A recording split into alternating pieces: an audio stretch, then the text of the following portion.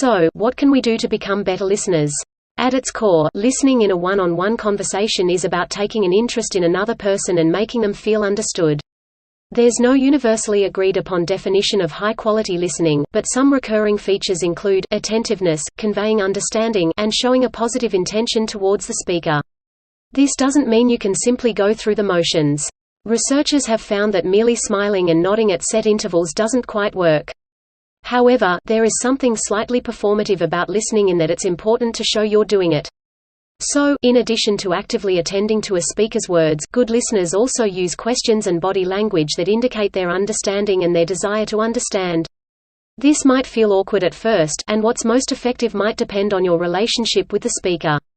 But with time and practice you can internalize these basic behaviors.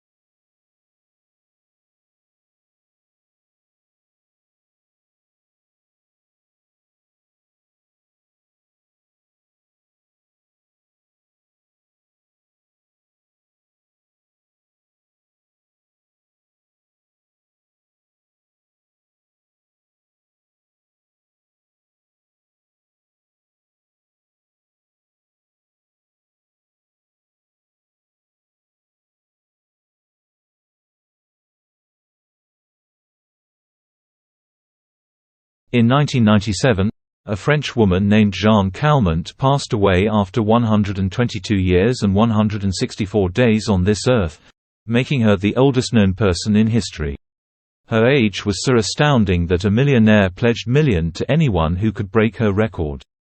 But in reality, living to this age or beyond is a feat that very few, maybe even no humans, are likely to accomplish.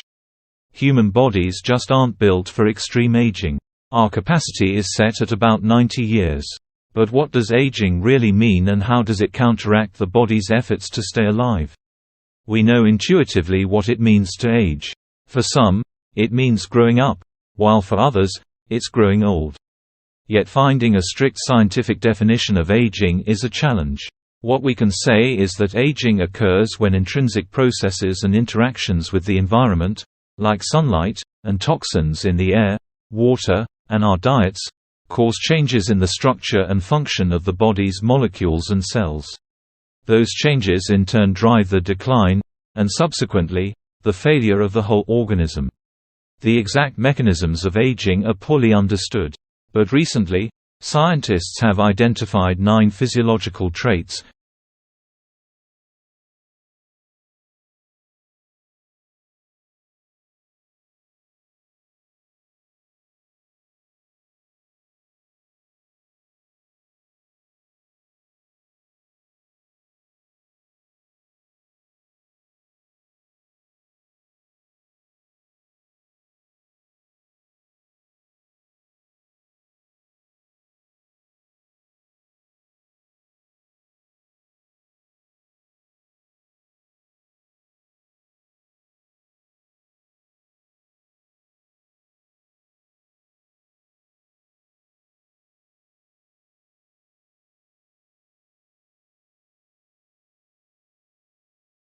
One of the most important principles of Einstein's general relativity is the equivalence principle.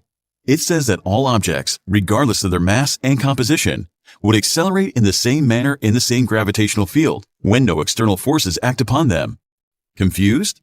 Let me put it in simple words.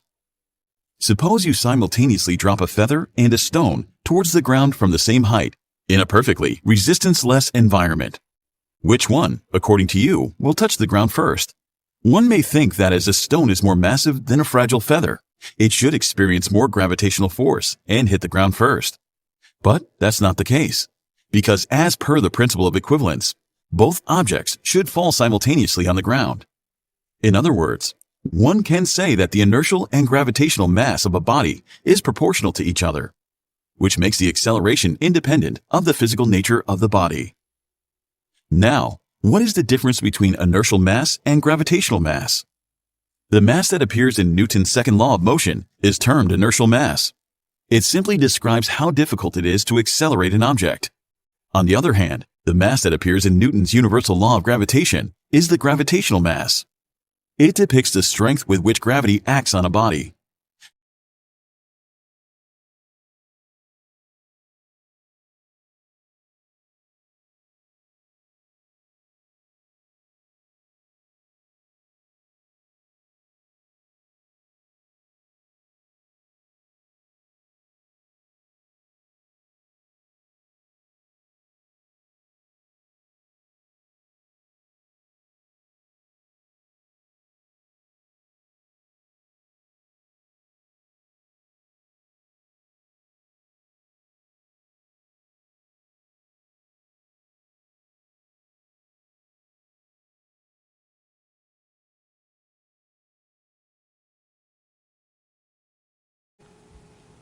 But for these things that we actually do really care about and do experience profound regret around, what does that experience feel like?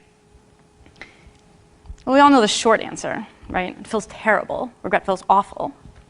But it turns out that regret feels awful in 4 very specific and consistent ways. So the first consistent component of regret is basically denial. When I went home that night after getting my tattoo, I basically stayed up all night, and for the first several hours, there was exactly one thought in my head, and the thought was, make it go away. This is an unbelievably primitive emotional response. I mean, it's right up there with, I want my mommy.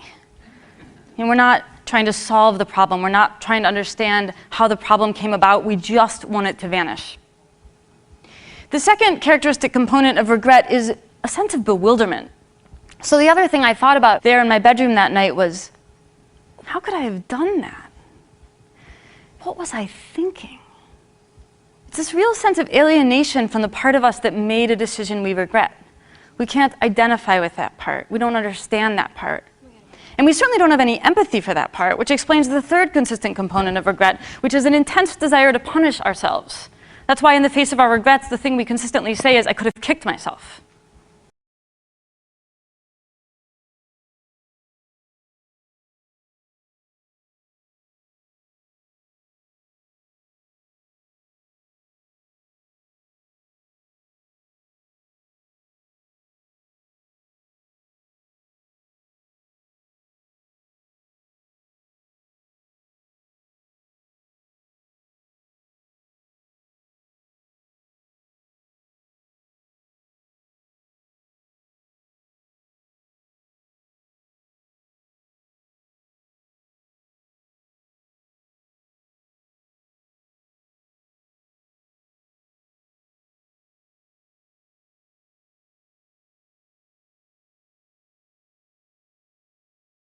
So it then begs the question, what if we covered the entire desert with solar panels? How much energy would we actually be able to produce, and how would this change our planet?